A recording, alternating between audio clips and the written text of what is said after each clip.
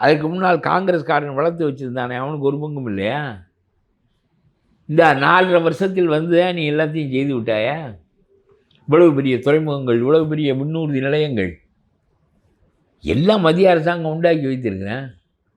விண்ணூர்தி நிலையங்கள், பெரிய துறைமுகங்கள், அகலமகலமான பெரிய வலுவழுப்பான பெண்களின் கன்னம் போன்ற சாலைகள் எல்லாம் மத்திய அரசாங்கம் போட்டு வச்சுருக்கேன்.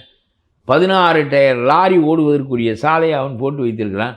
வருகின்ற தொழிலதிபர் இதெல்லாம் இருக்கிறதா என்று பார்க்கிறான். மத்திய அரசாங்கம் செய்து வைத்திருக்கிறான், இருக்கிறது. பெரிய ரயில்வே நெட்வொர்க் இருக்கிறது, கப்பல் நெட்வொர்க், விமான நெட்வொர்க் எல்லாம் இருக்கிறது இல்லை. அப்புறம் என்ன? அது வருவது உன்னாலா?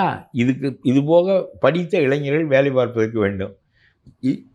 எம்ஜிஆர் உயர்கல்விக்காக தனியாரிடம் கல்லூரிகளை கொடுத்து உயர்கல்வியை 30 ஆண்டுகளாக வளர்த்து வைத்திருக்கிறார்.